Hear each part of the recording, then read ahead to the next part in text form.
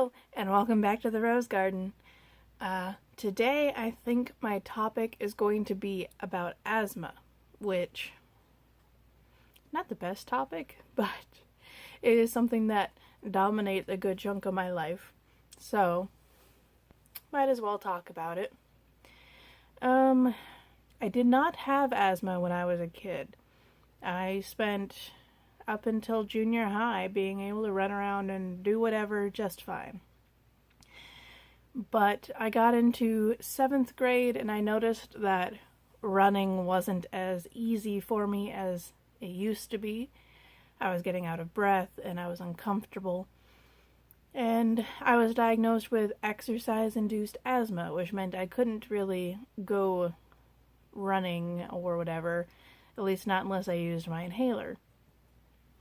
And so I had an inhaler for junior high and high school, and I did fairly well. I just couldn't really run, like when we had to do the presidential test and we did like the mile run.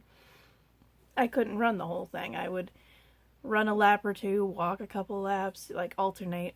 I wasn't like some other people I knew that just walked the entire thing, but I think my time was 40 minutes to do the mile, which is not good, but it was better than dying.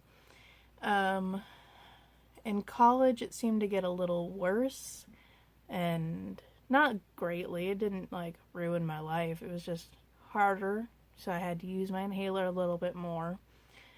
And then when I moved in with my husband, both of his parents smoked, and that just made it worse. And the house was dusty, and there was a cat who really loved to cuddle. So after a few breathing escapades, I was put on Advair, which is a discus with pills, and it punctures a hole in the pill and you breathe in the dust from inside of it.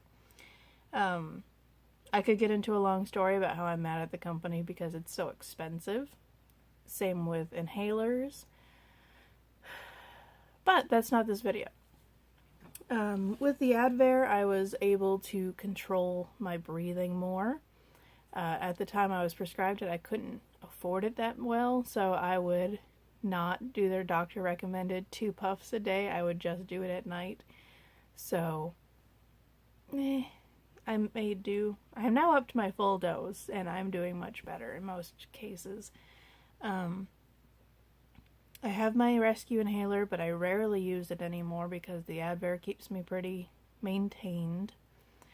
And I have a nebulizer for when it gets bad, and I haven't used that in a long time. It came in the most handy when I had bronchitis, so there's that.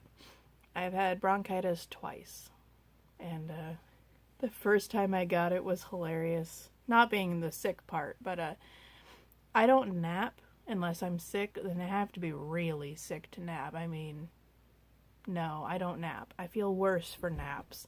I can't do it. So the first time I got bronchitis, I had called the doctor, and I had gone in, gotten diagnosed, was given medicine. I went home. I took my first round of antibiotics. I put on my blanket and my pajamas. I got on the couch. We had the reclining couches. And I put my feet up and I conked out. And the next thing I knew, my husband was standing over me asking if I was dead. And he was terrified that I was beyond help because I had taken a nap. But, yeah. Hi, Damos's whiskers.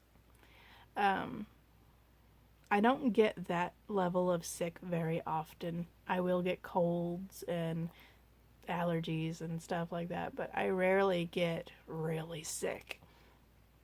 In my life that I know of, I've gotten fake chickenpox. I have gotten mono, non-infectious mono. I'm special in that regard. I did not get it from kissing anyone. I got it from falling on the ice. I've had bronchitis twice and the swine flu. And I think that's all my major illnesses, at least since high school. Junior high, high school. So, not too bad. I do get colds. And sometimes they feel awful, but press on, move on. My breathing is worst in spring and fall, just because in spring you have all the flowers and the trees popping up, so all the pollen, which triggers my allergies, and then my lungs are like, no, we're not dealing with this. And then the fall, it's easier now that I live in a slightly bigger town, but when I lived in a farming town, fall is when you burn your fields and you're harvesting and you're kicking up all this dust, so that was never a fun time for me either. But, yeah. And even with these guys, I'm not doing too bad. My Advair keeps my lungs in check, and I'm on that Flonase, which 90% of the time seems to work. I still have those couple days where I'm congested and unhappy, but it's better than the constant sinus migraines I was getting, so I'll take it. Is that all? Asthma is pretty hereditary in my family. My mom and my brother have it. My aunt has it. I'm not sure if my cousins have it. I'll just go out on a limb and say probably. My family has a lot of hereditary illnesses like diabetes and heart disease and all the things. All the things. I'm a walking time bomb. So is my husband. And, yeah. I think that's all I got. Tomorrow will be more entertaining. No more of this depressing stuff from yesterday and today. Tomorrow we're going to do another anime, so that'll be more fun. So bear with me. Yeah, that's it. So I hope you have a happy Wednesday, and I hope the rest of the week comes quickly for you and me.